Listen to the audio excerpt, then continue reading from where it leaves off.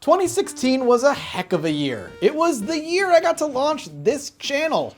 Yeah, Judge Mathas is but a baby. It's not even a year old yet. But moreover, it was a year filled with awesome video games. More than I got to play, unfortunately. But I played a ton, and I figured I'd jump on the bandwagon that all my friends have and do a top 10 video games of 2016 video. I know, I'm original.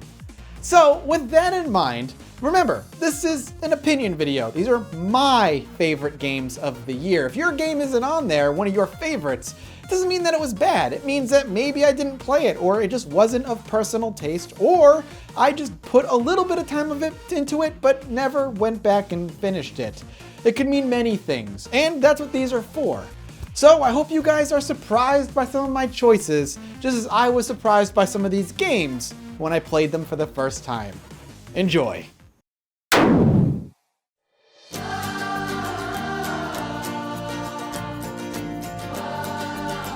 We have been waiting so long for a proper new installment in the Roller Coaster Tycoon franchise. Growing up, it was one of my favorite games, particularly the second one. It was probably one of the big reasons I grew a fondness for management and simulation games over the years. And finally, Roller Coaster Tycoon World was released this year. Yes! The next great game in the franchise! Oh. Well, at least we got Planet Coaster, which, to be fair, was developed by most of the development team from Roller Coaster Tycoon 3, and it shows. Playing this game brought back all the fond memories I had of playing the old Roller Coaster Tycoon games, but with a butt-ton of modern polish. Completely free reign to customize, themes, great visuals, and the countless deaths of park visitors that never deterred anyone from coming back to ride more rides. It's beautiful. The only thing holding this game back is a lack of difficulty and depth. The creative freedom you have is amazing, but if you're looking for a solid and challenging management and simulation game to go along with it, you'll be left wanting a little bit more. But it's still better than this. Anything is better than that. I have always had a love for strategy games and sci-fi. And over the past couple of years, my love for grand strategy has blossomed with games like Crusader Kings 2 and Europa Universalis 4. So when Stellaris came out, I was all over that shit. After crafting your own custom race with their own goals, government, and weaknesses, you are thrown into a solar system of your own. In the beginning, you'll be exploring just your home solar system, gathering resources and exploring to your heart's content. But eventually, you'll break past your solar system and begin to explore your galaxy, meet other spacefaring races, start wars, create federations, and tell the story of how your race dominated or cowered in fear in the face of adversity.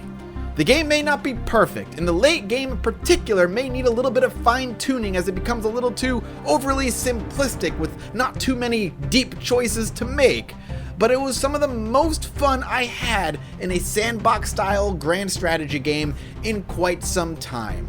And perhaps it is Paradox's most newbie-friendly game to date, with a tutorial that actually acts like a tutorial, unlike some of their other games. It's well worth a look, especially if you're interested in 4X games. No, why is this game on the list? I quit MMOs a long time ago. I mean, so what if it has a cool new Demon Hunter class, awesome end game raids, world bosses that roam, sweet artifact weapons, a gorgeous new world to explore, refined combat mechanics, and rewards you for exploration. Who needs it? Who needs it? Who needs that?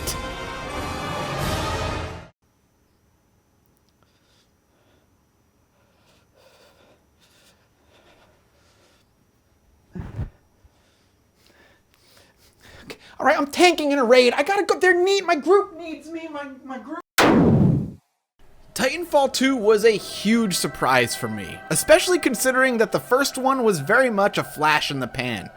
But Titanfall 2 came out swinging with a fun, albeit short, campaign that threw some major curveballs at me that I wasn't expecting, with some neat mechanics that I really wish they had used for longer and expanded upon.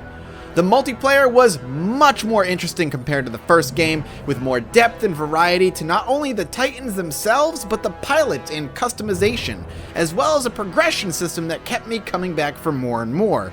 The movement as the pilot is fluid, fast-paced, and takes a ton of patience to master as you use your jetpack and ride the walls, while being inside the Titan robot feels like an entirely different game altogether, with slower movement but packing a hell of a punch. I'm not typically a big first-person shooter fan, but Titanfall was just different enough that it got hooks into me real good, and I keep going back for more. Just one more match that makes me Super hot. Super hot. Super hot. My body is disposable. My brain is a machine. My body is disposable. My brain is a machine. My body is disposable. My brain is a machine. Hello, friend. You have to play this game. I've never seen anything like it before. Superhot is more of a puzzle game than an action game. The world only moves when you do, and each level presents a unique challenge as you try to work out the best way to dispatch each of your enemies to progress. A twisted and creepy story, gorgeous visuals, and satisfying gameplay that makes you feel like a super spy when you pull off the perfect move elevates this game from interesting to a must-play. And that's all I'm gonna say about it. Super hot. Super hot. Super hot. 9 years in the making by a single developer, Owlboy has become an indie darling and a classic in my opinion. Its gorgeous pixelated art style oozes charm and detail with bright, beautiful colors and gorgeous scenery. The music is some of the best this year, and the gameplay is solid and responsive with fun puzzles and dungeons to explore in a very Metroidvania style. All of this would have been enough to make this game good, but what makes it great is a touching, heartfelt story filled with memorable characters and villains that had me see this game straight through to the end. It even got me to pick up the collector's edition physical copy, essentially buying it twice. And if that isn't a ringing endorsement, I don't know what is.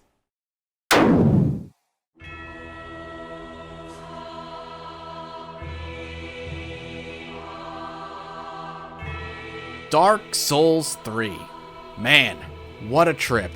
If you've played any of the other Dark Souls games, then you know exactly what you're getting here. It didn't do anything relatively new or interesting with the formula, but it didn't need to. If this is indeed the final game in the Dark Souls series, then what a send-off it was. It was gorgeous, tough as balls at times, mysterious, and had rock-solid gameplay that you've come to expect from the series. Except for the camera. I mean, 3 games in and they still couldn't fix a relatively broken-ass camera. Come on, guys! But everything about this installment hit all the right notes. The world had plenty of secrets to discover, and a mountain of lore for lore nerds like myself to dissect and ponder over for weeks. Awe-inspiring bosses, beautifully designed enemies, and moments that make you shout, "Fuck, that shit wasn't fair!" It was Dark Souls through and through, and that's all I wanted from it. And it delivered. You are a true friend. Best of luck with your duty. I played Dishonored 1 way too late in life.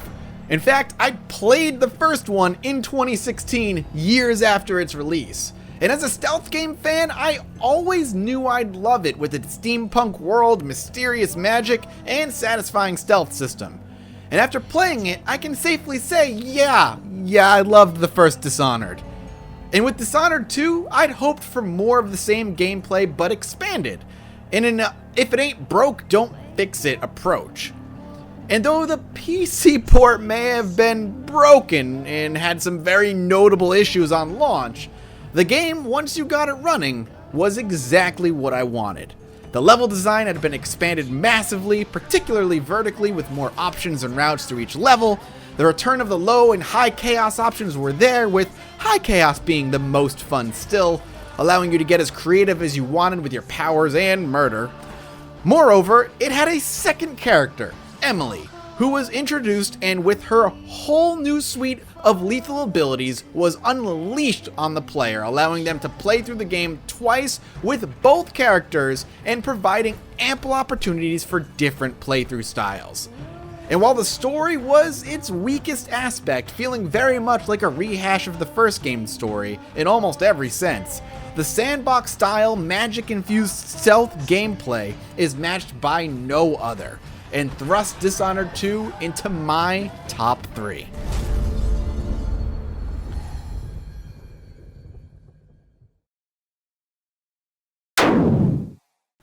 I love the XCOM reboot a few years back. It took an old classic and modernized it almost perfectly. It was a great strategy game that begged for multiple playthroughs. So when XCOM 2 had been announced, I was curious what they were going to do to change it up and make it better than the first, if they could do that at all. I expected more of a Dishonored 2 approach in its sequel design, and had it been that, I would have been a-okay with it. But XCOM 2 did so much more, with the story officially being that at the end of XCOM 1, the humans lost and the aliens conquered Earth. XCOM 2 takes place with you being the aggressor this time, putting together a ragtag team of rebels and traversing the globe in your mobile base while a timer ticks down to humanity's doom. It's your job to infiltrate the aliens' multiple fortresses and put a stop to the mysterious Avatar project. There are new soldier types and a ton of ways to customize your soldiers to make them your own, telling a unique and fun story every time you play. And I personally highly recommend you play this on Iron Man mode, where there is no save scumming. There's nothing quite like having your best soldier get left behind on a mission due to time constraints, and then getting a mission an hour or two later for you to rescue that same soldier from an alien prison. If there was one complaint I'd levy against XCOM 2 though, is that its final mission is complete bullshit. The difficulty spikes come from left field and it tosses endlessly spawning enemies at you while you're attempting to take out 3 targets that teleport every time you hit them. It borders on poor game design and soured my feelings on the game for a while after I played it. But after having a good amount of time to think on it, I still freaking love XCOM 2, and it is absolutely a must-play for all strategy game fans out there. The ending leaves you on a bit of a cliffhanger, and for really old XCOM fans, maybe a little fan service too. And my number 1 game of the year, the game I go back to over and over and am completely hooked on months later. The one that held the most promise and had me salivating even before it was released. No Man's Sky. Ah, shit, I couldn't even finish saying the title without breaking. And there goes that joke. No, the number 1 spot goes directly to Stardew Valley. I was never a huge Harvest Moon fan growing up, though I did dabble with it from time to time. But a game I did fall in love with from day one was Animal Crossing. It was relaxing and I would turn it on every day just for a little while to escape the stresses of everyday life.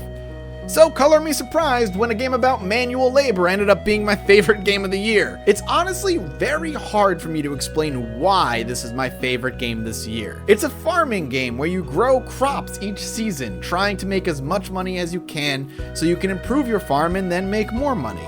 It's a game where you explore a small town, learn about each of its members and befriend them all, while trying to make their lives just a little bit better in the process. Where you'll meet your soulmate and marry them if you choose. It's a game where you can waste hours just fishing or mining and fighting monsters. It's a game where you can show the corporate rich folk that you don't need money and franchises and materialistic things to be happy, that all you need is friends and a fulfilling lifestyle.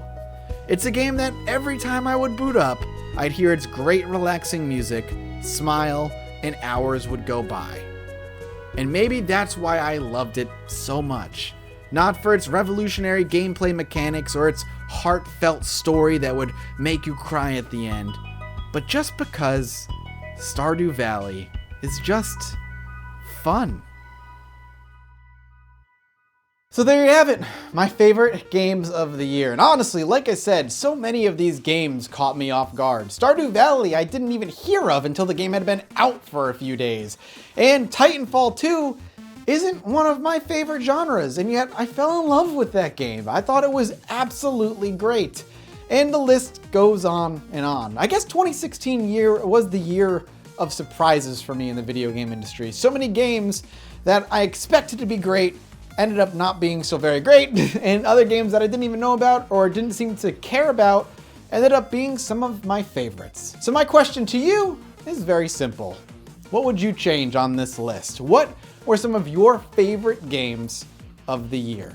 As always, I look forward to reading your comments in the comment section below and seeing how much you would disagree or agree with my decisions. Thank you guys so much for watching this video, and as I said when I opened, this channel is still so young. It has only been around for 9 or so months, and we're already well past expectations. The community that's formed here has been phenomenal, and I just absolutely love making content for you guys. This is my favorite project that I've ever worked on. So thank you for making Judge Mathas in its first few months or, first year so awesome. Maybe on our year anniversary we'll do something a little special, but that's a little bit far ahead. I already know what the next video is gonna be, so I'll see you guys in a couple weeks when that video goes live. Should be really good. Thank you guys so much again, and I'll see you next time. Bye-bye. Hey, if you're new here, I hope you enjoyed that video, and if you did, why don't you hit the subscribe button for more videos just like this? And if you're already a subscriber, hit the bell button. I guess you should hit the like button while you're at it. Look, YouTube wants you to hit a lot of buttons. And if you want to watch another Judge Mathas, well, here you go. Go watch this one. It's pretty good. Republic Commando. Good game.